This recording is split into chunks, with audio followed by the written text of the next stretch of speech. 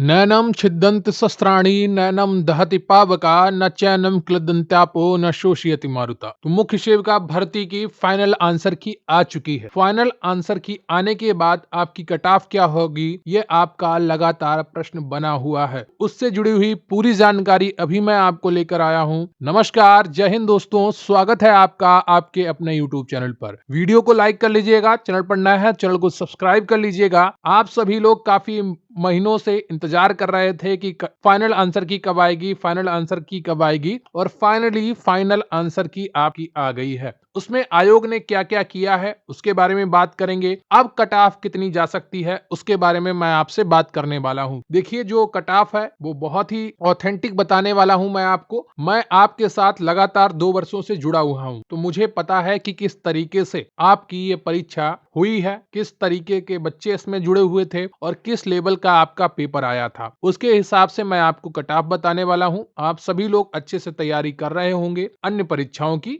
भी मुझे उम्मीद है, क्योंकि पुलिस का एग्जाम आपका अब ज्यादा दूर नहीं है। तो रिजल्ट और कट ऑफ की चिंता में अपनी तैयारी खराब मत कर लेना, ये मेरा आपसे निवेदन है, आपको सलाह है कि आप उसकी तैयारी करते रहिए। जब तक आपको कोई जॉब नहीं मिल जाती तब तक अन्य परीक्षाओं की आपको तैयारी नहीं छोड़नी चाहिए, ठीक है। तो यहाँ पर जो कट ऑफ बताने वाला हूं वो वीडियो शुरू करने वाला हूं। वीडियो को अंत तक देखिएगा और बहुत ही ध्यान से सुनिएगा, ठीक है। तो सबसे पहले बात कर लेते हैं आपकी वैकेंसी। तो टोटल वैकेंसी आप थी 1079 जनरल की, ठीक है। जनरल की 1079 थी, ईडब्ल्यूएस की 269 सीटें थी, ओबीसी की 727 सीटें थी यहाँ पर, एससी की यहाँ पर 565 सीटें थी और एसटी की टोटल 53 सीटें थी। टोटल यहाँ पर 2693 आप वैकेंसी थी। कितनी थी? 2693 आपकी टोटल वैकेंसी थी, जो एक बहुत ही बड़ी वैकेंसी मानी जा सकती है, ठीक है। फुल मार्क्स कितने दिए गए हैं? आयोग ने जो फाइनल आंसर की है उसमें कुछ प्रश्न गलत थे, कुछ के ऑप्शन गलत थे, तो उसके आधार पर आयोग ने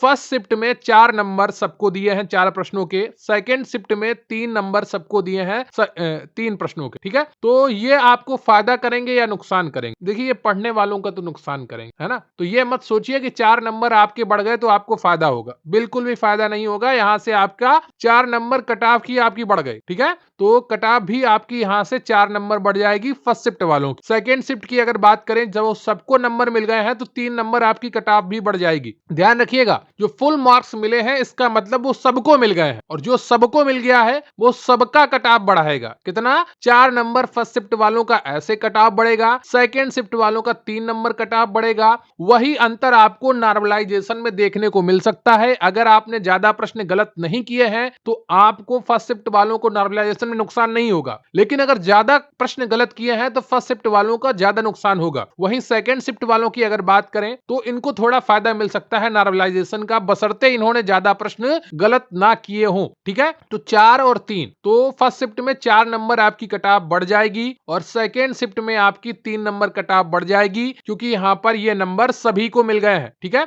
तो ये बात आप ध्यान रखिएगा। ये कोई आपसे कहे आपका बहुत फायदा हो गया है, 4 नंबर सबको मिल गए, बिल्कुल भी आपको फायदा नहीं हुआ है। इससे पढ़ने वालों का नुकसान है, क्योंकि 4 प्रश्न अगर अच्छे होते तो पढ़ने वाले उनको सही कर पाते, ठीक है। तो उनके नंबर ज्यादा होते, ना पढ़ने वालों के कम होते। लेकिन अब इसमें 4 नंबर सबको मिल गए हैं, 3 नंबर सबको मिल गए हैं, तो इससे आपका नुकसान ही है, ठीक है। संभावित कट ऑफ क्या हो सकती है उसके बारे में अभी आपसे बात करने वाला हूं, और दोनों शिफ्ट का नॉर्मलाइजेशन होगा, ये ध्यान रखिएगा, ठीक है। सुबह की शिफ्ट भी कठिन थी और शाम वाली शिफ्ट भी कठिन थी। ये मत कहिएगा कि मेरी बहुत ज्यादा कठिन थी, आपकी बहुत आसान थी, या आपकी बहुत ज्यादा कठिन थी, मेरी बहुत आसान थी, ऐसी कोई बात नहीं है। वो जो नॉर्मलाइजेशन होता है सिर्फ शिफ्ट के कठिन होने पर निर्भर नहीं करता, आपने कितने प्रश्न सही किए और कितने प्रश्न गलत किए उस पर भी निर्भर करता है, ये ध्यान रखिएगा, ठीक है। सुबह की शिफ्ट में आप +-3 रखिएगा। पहले मैं जनरल वालों की बात करूंगा कि जनरल वालों की कट ऑफ क्या रह सकती है, फिर सबकी बात करूंगा। सुबह की शिफ्ट में आपकी अब 4 नंबर चूंकि सबको मिल गए हैं, तो जनरल की कट ऑफ सुबह की शिफ्ट में 60 से 63 तक जा सकती है,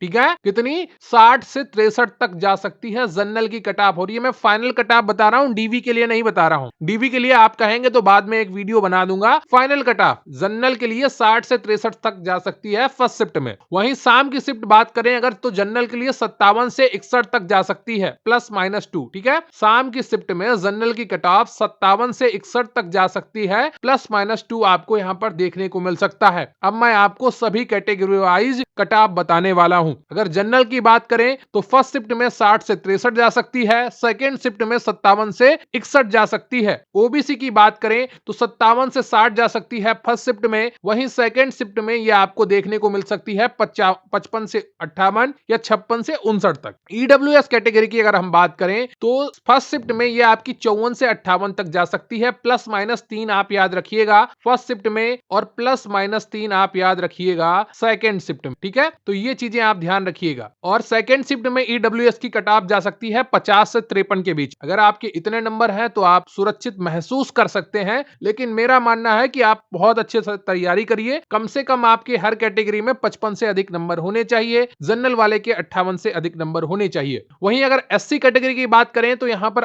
48 से 52 अगर आपके बन रहे हैं फर्स्ट शिफ्ट में और सेकेंड शिफ्ट में आपके 45 से 48 बन रहे हैं तो निश्चित रूप से आप सुरक्षित महसूस कर सकते हैं, आपका सिलेक्शन यहां पर हो सकता है। वहीं अगर एसटी कैटेगरी की बात करें तो 40 से 45 अगर आपके बन रहे हैं तो आप खुद को सुरक्षित महसूस कर सकते हैं, और 38 से 43 अगर बन रहे हैं तो आप खुद को महसूस कर सकते हैं। लेकिन हो सकता है कि एसटी कैटेगरी में इससे भी नीचे कट ऑफ चली जाए, क्योंकि इस एक तो पहली समस्या यह है कि इस कैटेगरी के अभ्यर्थी बहुत कम होते हैं, दूसरा लड़कियों को पढ़ने का मौका बहुत कम मिलता है इस कैटेगरी में। तो 40 से 45 और 38 से 43 काफी ज्यादा कट ऑफ मैंने बताई है, हो सकता है 2-3 नंबर इनकी कम हो जाए। वहीं अगर पीएच कोटे की बात करें तो 40 से 45 हो सकती है आपकी कट ऑफ, और सेकेंड शिफ्ट में भी ये लगभग इतनी ही रह सकती है। बाकी संख्या पर निर्धारित करेगा सरकार किसको ले रही है किसको नहीं ले रही है, वो अलग चीजें होती हैं। ठीक है, और स्पोर्ट्स कोटा की अगर बात करें तो इस भर्ती में स्पोर्ट्स कोटा भी है। जिनके पास राजकीय या राष्ट्रीय लेवल का प्रमाण पत्र है पार्टिसिपेट करने का,